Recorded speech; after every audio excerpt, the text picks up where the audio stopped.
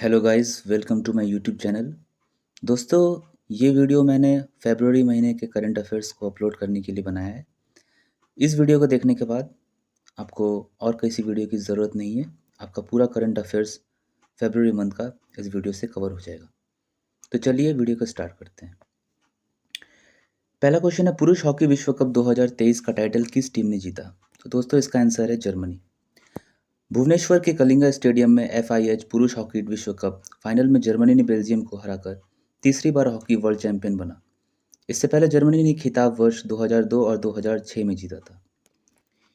ये match penalty shootout में गया, जहां जर्मनी ने 5-4 से जीत दर्ज की। जर्मनी में निकालस वेलन प्लेयर ऑफ द मैच चुने गए हैं। पुरुष हॉकी विश्व कप में सर्वाधिक टाइटल जीतने का रिकॉर्ड पाकिस्तान के नाम से है। पाकिस्तान अभी तक 4 बार वर्ल्ड चैंपियन रह चुका है। इस विश्व कप में भारत का प्रदर्शन अच्छा नहीं रहा। राउरकेला के बिरसा मुंडा हॉकी स्टेडियम में दक्षिण अफ्रीका पर 5-2 से जीत के साथ FIH पुरुष हॉकी विश्व कप 2023 में अपना अभियान समाप्त किया। FIH पुरुष हॉकी विश्व कप 2023 में भारत 9वें स्थान पर रहा और दक्षिण अफ्रीका 11वें स्थान पर रहा। आप यहाँ पे देख सकते हैं 1971 में बार्सिलोना स्पेन पाकिस्तान विनर था। 1973 में नीदरलैंड एम्स्टर्डम में हुआ था, जिसमें नीदरलैंड विनर था। और 1975 में कुआलालंपुर, जिसमें मलेशिया में हुआ था, और इंडिया विनर रहा। इंडिया होस्ट किया है इसको 1982 में बॉम्बे में, 2010 न्यू दिल्ली में, 2018-23 भुवनेश्वर में। ये 15th एडिशन है वर्ल्ड कप का 2023 का। इसमें होस्ट कंट्री इंडिया है, चैंपियंस इसमें जर्मनी है, रनर अप बेल्जियम है। आगे देखते हैं। 2018 भुवनेश्वर में हुआ था, जिसमें बेल्जियम जीता था। 2023 जर्मनी में हुआ था, जर्मनी में जीता था और भुवनेश्वर में हुआ था। और 2026 वेवरे बेल्जियम में होगा, 16th एडिशन। राष्ट्रपति भवन स्थित अमृत उद्यान किस आर्किटेक्ट ने बनाया था? इसका नाम है एडवन लुटियंस। सरकार ने हाल ही में राष्ट्रपति भवन स्थित मुगल गार्डन का नाम बदलकर अब अमृत उद्यान कर दिया है। सरकार ने अमृत महोत्सव के तहत इसे बदला है। अमृत उद्यान 15 एकड़ में फैला है, जिसमें 10 से ज़्यादा बगीचे हैं। यहाँ गुलाब के अलावा और भी कई तरह के खूबसूरत फूल, central lawn and long, circular औषधीय पौधे, बोनसाई कैक्टस और नक्षत्र गार्डन शामिल है। यहाँ करीब 160 तरह के 5000 पेड़ भी मौजूद है। 138 तरह के गुलाब जा सकते हैं। 10,000 से ज़्यादा ट्यूलिप की वैरायटी भी है। 70 अलग अलग तरह के लगभग 5,000 सीजनल फूल भी उद्यान में शोभा बढ़ाते हैं। आम जनता के लिए पहली बार देश के पहले राष्ट्रपति डॉक्टर राजेंद्र प्रसाद ने ये उद्यान खुलवाया था। राष्ट्रपति भवन का निर्माण करने वाले आर्किटेक्ट एडविन लुटियंस ने 1928-29 में इसे बनवाया था। भारत ने निम्नलिखित में से किसे हराकर महिला अंडर 19 T20 विश्व कप का खिताब जीता है? तो भारत ने इंग्लैंड को पहले ICC अंडर 19 महिला T20 विश्व कप फाइनल में हराया था। भारतीय महिला टीम ने दक्षिण अफ्रीका के पोर्ट स्टेफ के सेनवोस पार्क में अंडर 19 महिला T20 विश्व कप के फाइनल में इंग्लैंड को हरा दिया। भारत महिला अंडर 19 ने 7 विकेट से दर्ज की। भारतीय महिला टीम ने पहली बार किसी स्तर पर विश्व कप का खिताब जीता है। शेफाली वर्मा की अगुवाई टीम ने इंग्लैंड को 17.1 ओवर में 68 के कुल स्कोर पर आउट किया। तीता साधु, अर्चना देवी और पार्श्व चोपड़ा ने 6 विकेट लिए। मन्नत कश्यप, शेफाली और सोनम यादव ने 1-1 विकेट लिया है। BCCI सचिव जय शाह ने महिला अंडर 19 क्रिकेट टीम और सहयोगी स्टाफ के लिए 5 करोड़ रुपए की पुरस्कार राशि प्रदान घोषणा की। अगला क्वेश्चन, भारत की अध्यक्षता में G20 energy transition working group ETWG की पहली बैठक 5 से 7 फरवरी कहाँ आयोजित की जाएगी? तो ये बेंगलुरु में आयोजित की जाएगी। देख सकते हैं आप, भारत 2023 इंडिया वसुधैव कुटुंबकम, one earth one family one future. Bharat की अध्यक्षता में G20 energy transition working group की पहली बैठक 5 से 7 फरवरी 2023 के बीच बेंगलुरु में आयोजित की जाएगी। G20 सदस्य देशों के साथ साथ 9 विशेष आमंत्रित अतिथि देश बांग्लादेश, मिस्र, Mauritius, Netherlands, Nigeria, Oman, Singapore, संयुक्त अरब अमीरात और स्पेन भी शामिल है। यह ऊर्जा सुरक्षा, ऊर्जा दक्षता, भविष्य के लिए ईंधन आदि पर केंद्रित होगी। भारत 30 नवंबर 2023 तक एक साल के लिए G20 की अध्यक्षता करेगा। अगला क्वेश्चन, T20I क्रिकेट इतिहास में टीम इंडिया के लिए सबसे ज़्यादा विकेट लेने वाले गेंदबाज कौन बन गए? तो इसका उत्तर है यजुवेंद्र चहल। यजुवेंद्र चहल 29 जनवरी 2023 को T20I क्रिकेट इतिहास में टीम इंडिया के लिए सबसे ज़्यादा विकेट लेने वाले गेंदबाज बन गए हैं। उन्होंने लखनऊ, उत्तर प्रदेश, न्यूजीलैंड में दूसरे T20I के दौरान कीर्तिमान स्थापित किया है। चहल ने 75 मैचों में 91 विकेट लिए हैं, जबकि भुवनेश्वर कुमार 87 T20 मैचों में 90 विकेट लेकर दूसरे नंबर पर हैं। इसी सूची में तीसरे गेंदबाज 72 विकेट के साथ रविचंद्र अश्विन है। बुमराह के नाम 70 विकेट है और वो चौथे स्थान पर है। 5वें नंबर पर हार्दिक पांड्या है जिनके नाम 64 विकेट है। T20 इंटरनेशनल में सर्वाधिक विकेट लेने का रिकॉर्ड न्यूजीलैंड के गेंदबाज टीम साउदी के नाम में है जिन्होंने 107 मैच में 134 विकेट ली है। दूसरे नंबर पर शाकिब अल हसन 128 विकेट्स के साथ है। अगला क्वेश्चन, 29 जनवरी 2023 को FIH के राष्ट्रपति पुरस्कार से किसे सम्मानित किया गया? तो इसे वी कार्तिकेयन पांडियन को समर्पित किया गया। वी कार्तिकेयन पांडियन एक IAS अधिकारी है जो उड़ीसा के मुख्यमंत्री नवीन पटनायक के निजी सचिव को 29 जनवरी 2023 को FIH के राष्ट्रपति पुरस्कार सम्मानित है। उन्हें भुवनेश्वर और सुंदरगढ़ में 2023 FIH पुरुष हॉकी विश्व कप 2023 की सफलतापूर्वक मेजबानी के लिए सम्मानित किया गया। इससे पहले उन्होंने champions trophy, hockey world league और FIH प्रो लीग जैसे अन्य हॉकी टूर्नामेंट का सफलतापूर्वक आयोजन किया था। अगला क्वेश्चन, जनवरी 2023 में men's test player of the year के रूप में पहला शेन वॉर्न पुरस्कार किसने जीता? तो इसका उत्तर है उस्मान ख्वाजा। ऑस्ट्रेलिया के सलामी बल्लेबाज उस्मान ख्वाजा ने जनवरी 2023 में men's test player of the year के रूप में पहला शेन वॉर्न पुरस्कार जीता। इसका नाम महान लेग स्पिनर शेन वॉर्न के नाम सम्मान में रखा गया जिन्हें मार्च 2022 में निधन हो गया। ख्वाजा पीरियड में 78.46 पर 1020 रन के साथ टेस्ट क्रिकेट में ऑस्ट्रेलिया के शीर्ष स्कोरर रहे हैं।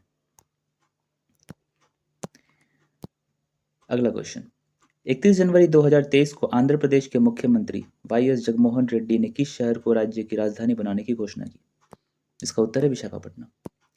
31 जनवरी 2023 को आंध्र प्रदेश के मुख्यमंत्री YS जगनमोहन रेड्डी ने विशाखापट्टनम शहर को राज्य की राजधानी बनाने की घोषणा की।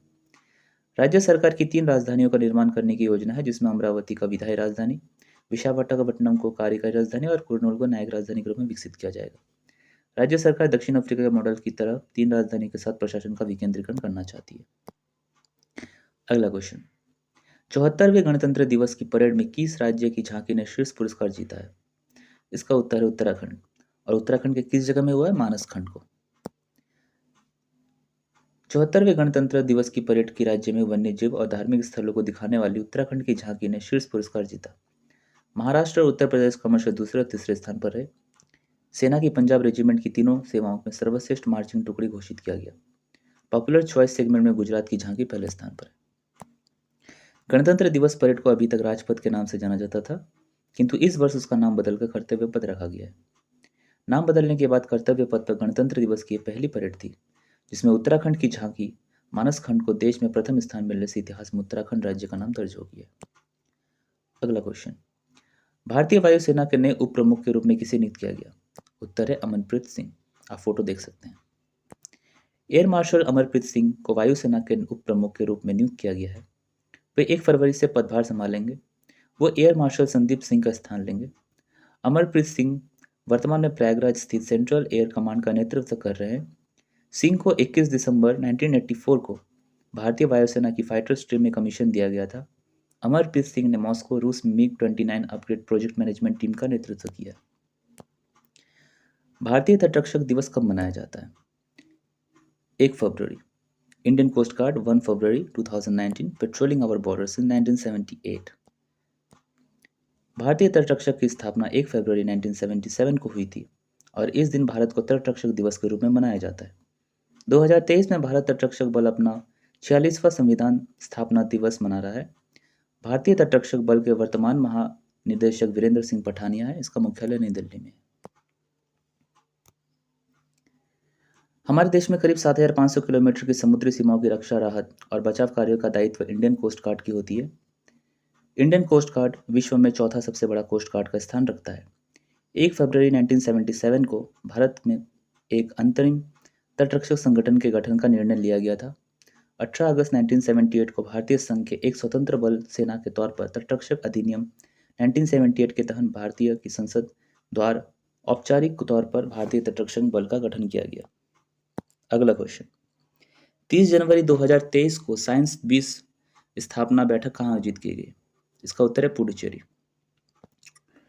पुडुचेरी में 30 जनवरी 2023 को साइंस 20 स्थापना बैठक का आयोजित किया गया। भारतीय राष्ट्रीय विज्ञान अकादमी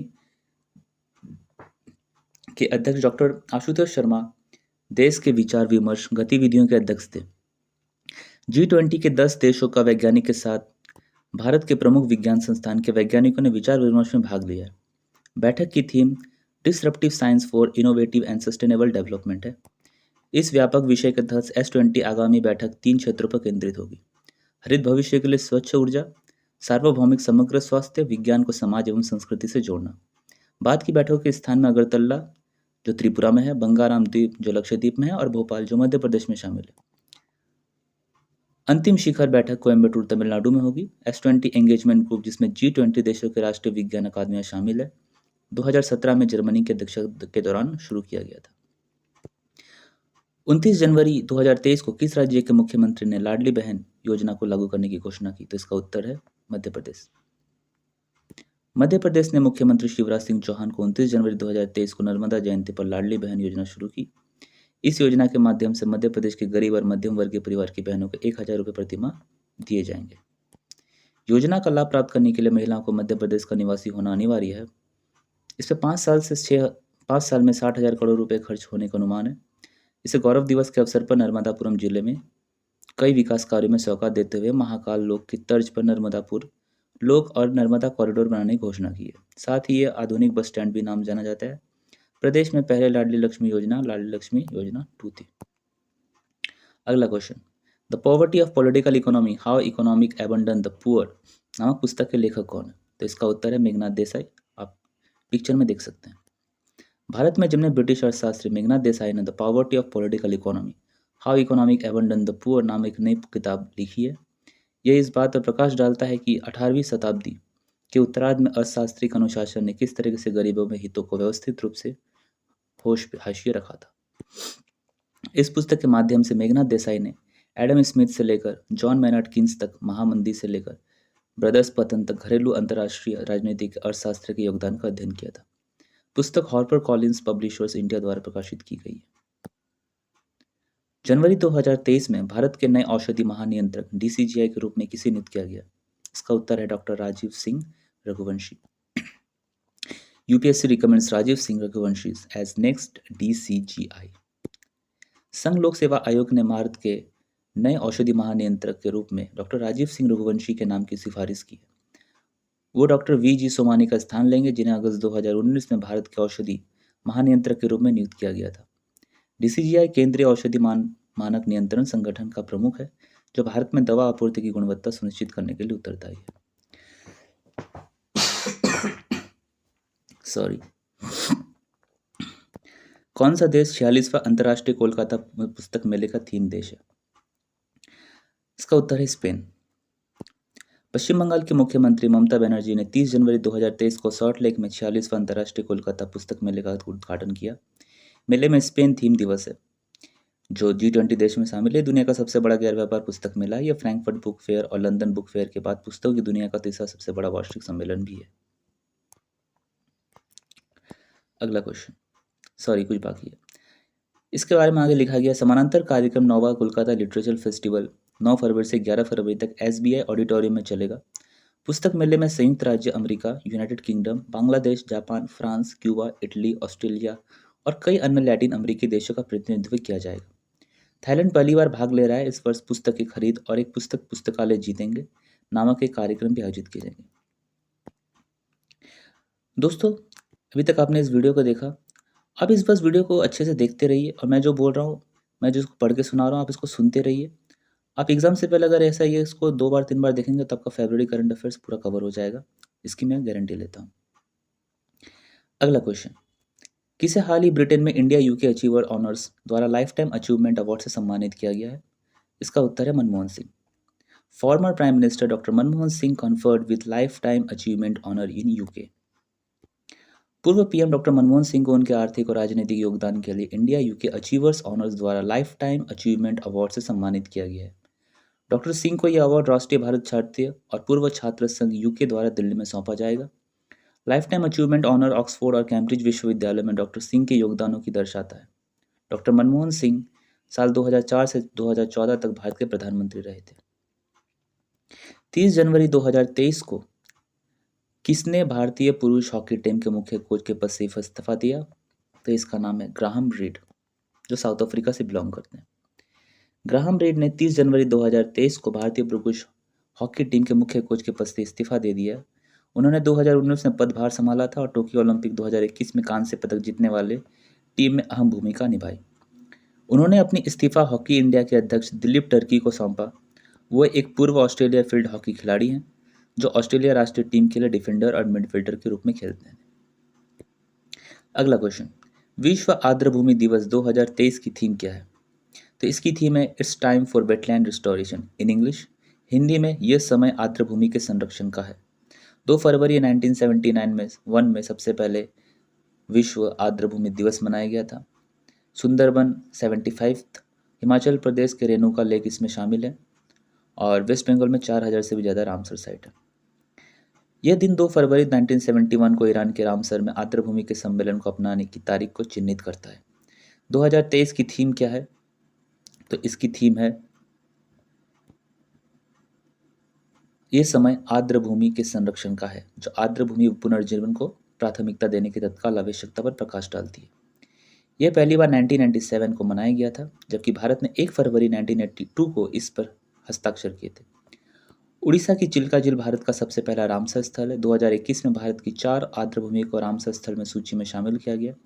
विश्व में कुल 2400 से अधिक रामसर स्थल के रूप में मान्यता प्राप्त है। वर्तमान समय में international union for conservation of nature द्वारा भारत की 75वीं आर्द्रभूमि को रामसर स्थल की सूची में शामिल किया जा चुका है।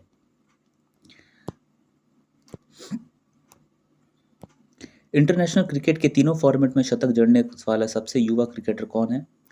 तो यह है शुभम गिल। आप देख सकते हैं player of the match Shubham Gill, 126 run 63 balls पे 7 सिक्सेस, 200 के स्ट्राइक रेट के साथ 234/4 पे 20 ओवर्स में इन्होंने किया है। इंडिया उस मैच में 168 रन से जीता था, इंडिया वर्सेस न्यूजीलैंड के मैच में।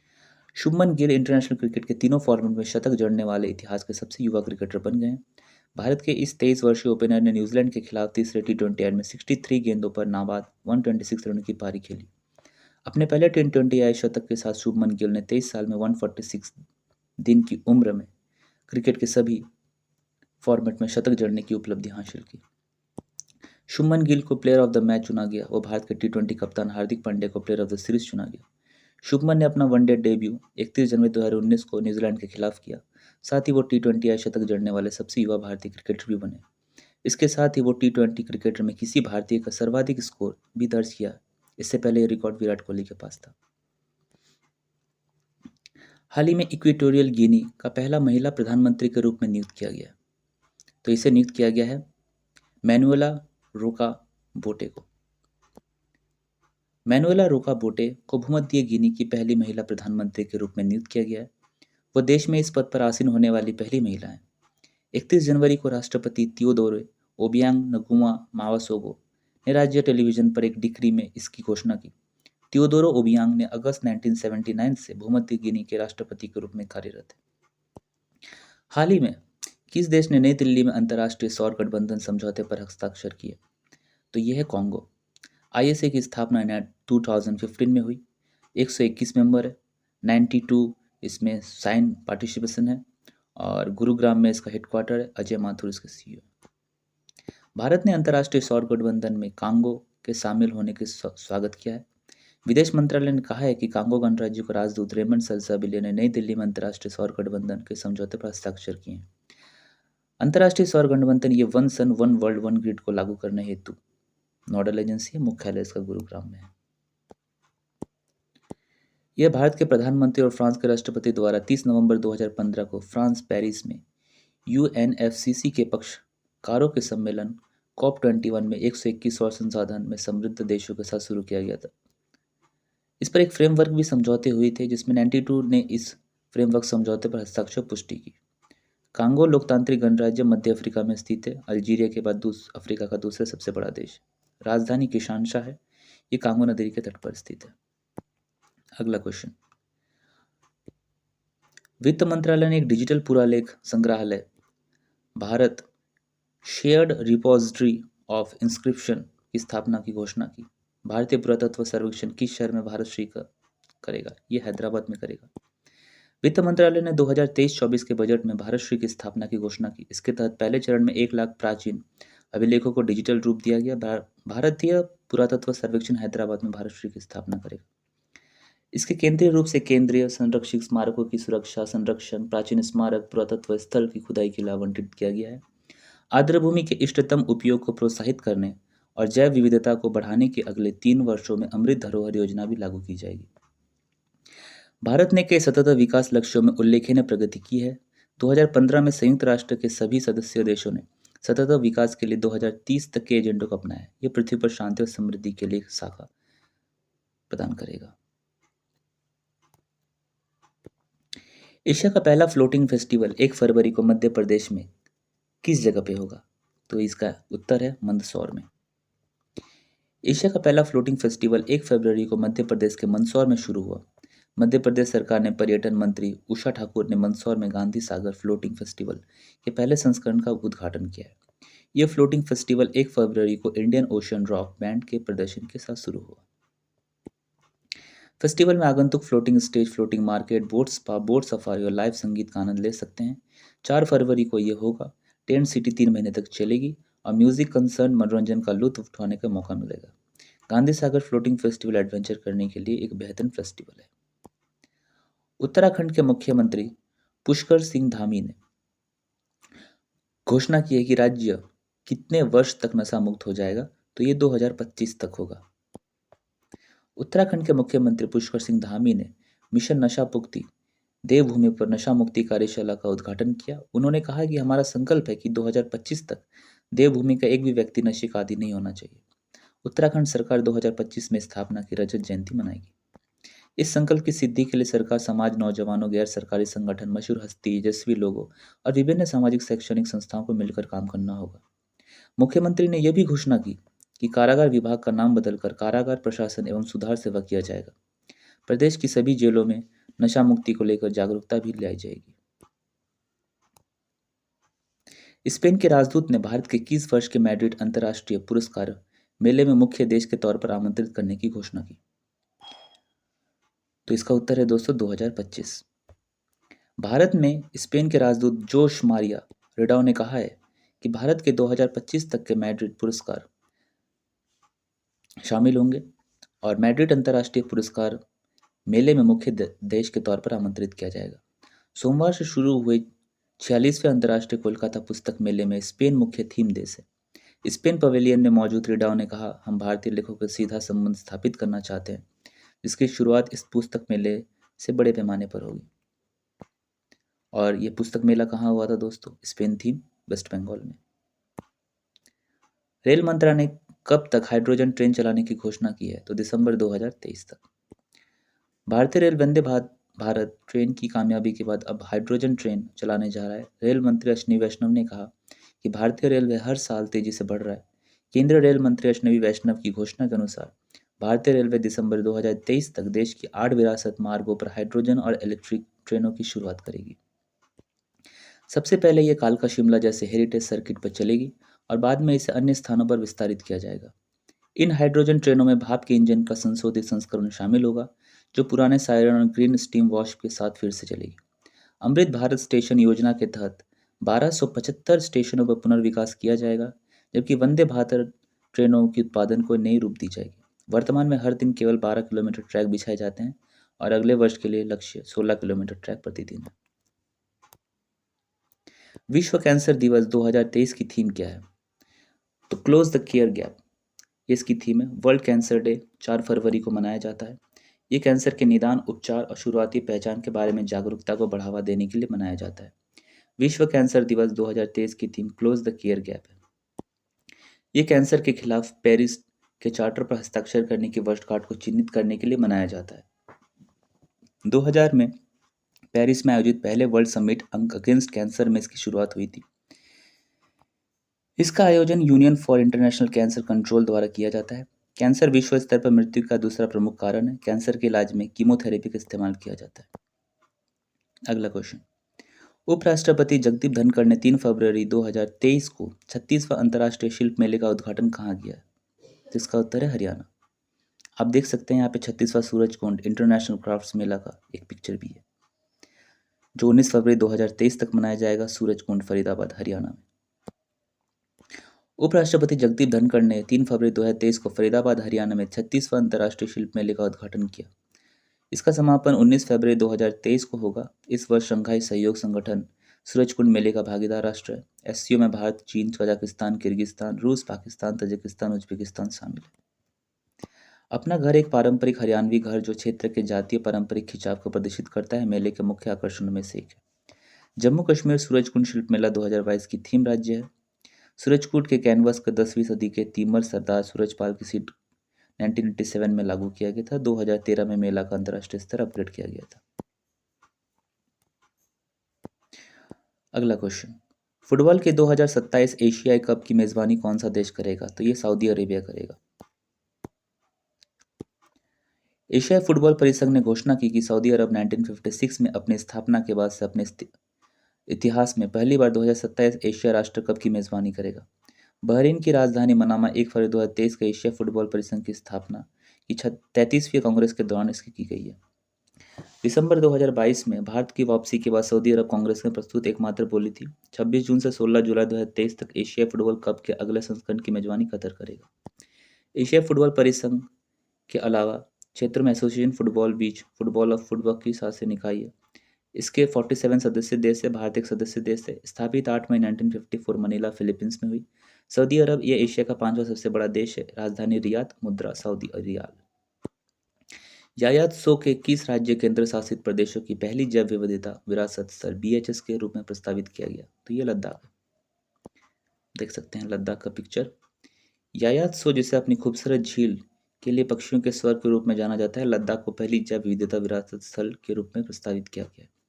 यायात सो बड़ी संख्या में पक्षियों और जानवरों के लिए घोंसला बनाने का आवास है, जैसे कि हर bar headed goose, black neck ड्रेन क्रेन और ब्राह्मणी बतख। इसे भारत में काली गर्दन वाले क्रेन के उच्चतम प्रजनन स्थलों में से एक होने का गौरव भी प्राप्त है। जैव विविधता विरासत स्थल एक ऐसे क्षेत्र है जो समुद्र जैव विविधता वाले अद्वितीय पारिस्थितिक रूप से नाजुक परिस्थितियां तंत्र है। जैव विविधता अधिनियम 2002 के तहत राज्य सरकारों को जैव विविधता विरासत स्थल के रूप में जैव विविधता महत्व के क्षेत्रों के स्थानीय निकायों का परामर्श से BHS को अधिसूचित करना है। भारत में 36 BHS है। महेंद्रगिरी पहाड़ उड़ीसा 2022 में जोड़ा गया है, आखिरी BHS है। अगला क्वेश्चन, दिल्ली बार अधिकार संरक्षण आयोग द्वारा शुरू की गई व्हाट्सएप चैट सेवा का नाम क्या है? तो इसका आंसर है बाल मित्र। दिल्ली बाल अधिकार संरक्षण आयोग ने बुधवार को दिल्ली में बच्चों और माता पिता को संचार सहायता प्रदान करने के लिए व्हाट्सएप चैट बॉक्स बाल मित्र लॉन्च किया। माता पिता DCPCR के साथ प्रवेश संबंधी मुद्दों जैसे शिक्षा संबंधी मुद्दों पर चर्चा कर सकते हैं। यह जनता और सरकार के बीच संचार की खाई को दूर करने की कोशिश करता है। विशेषताएं, शिकायत पंजीकरण, ट्रैकिंग, शिकायत स्थिति। दिल्ली बाल अधिकार संरक्षण आयोग गठन 2005 के तहत किया गया है। अध्यक्ष श्री अनुराग कुंडू, DPMACR के हाल ही में अर्ली वार्निंग सिस्टम लॉन्च। इस प्रणाली का मुख्य उद्देश्य दिल्ली में ड्रॉप आउट दरों को कम करना है। अगला क्वेश्चन, केंद्रीय मंत्री अनुराग सिंह ठाकुर ने उपराज्यपाल जम्मू कश्मीर के मनोज सिन्हा के साथ खेलो इंडिया शीतकालीन खेलों के किस संस्करण का शुभंकर थीम और जर्सी शुभारंभ किया है? तो ये तीसरा संस्करण है। केंद्रीय मंत्री अनुराग सिंह ठाकुर ने उपराज्यपाल जम्मू कश्मीर मनोज सिन्हा के साथ तीसरे खेलो इंडिया शीतकालीन खेलों के शुभंकर थीम, सॉन्ग्स और जर्सी का शुभारंभ किया है। तीसरे खेलो इंडिया शीतकालीन खेलों तक का आयोजन 10 से 14 फरवरी 2023 तक गुलमर्ग जम्मू कश्मीर में किया जाएगा। इन खेलों में देश भर में करीब 1500 एथलीट हिस्सा लेंगे। शीतकालीन खेलों का तीसरा संस्करण युवा मामले और खेल मंत्रालय द्वारा समर्थित है। इसका आयोजन जम्मू कश्मीर स्पोर्ट्स काउंसिलिंग और winter games association Jammu Kashmir द्वारा किया जा रहा है। 9 खेल इसमें स्पर्धाएं होंगी। शीतकालीन खेलों का पहला संस्करण 2020 में आयोजित किया गया था। खेलों के दोनों संस्करणों में अब तक जम्मू कश्मीर शीर्ष पर रहा है। तो दोस्तों, ये था आज का वीडियो। इसके बाद और भी करंट अफेयर्स है फरवरी के महीने में, जो मैं अगले वीडियो में अपलोड कर दूंगा। अगले वीडियो में आपको वो मिल जाएगा। तो थैंक यू, धन्यवाद।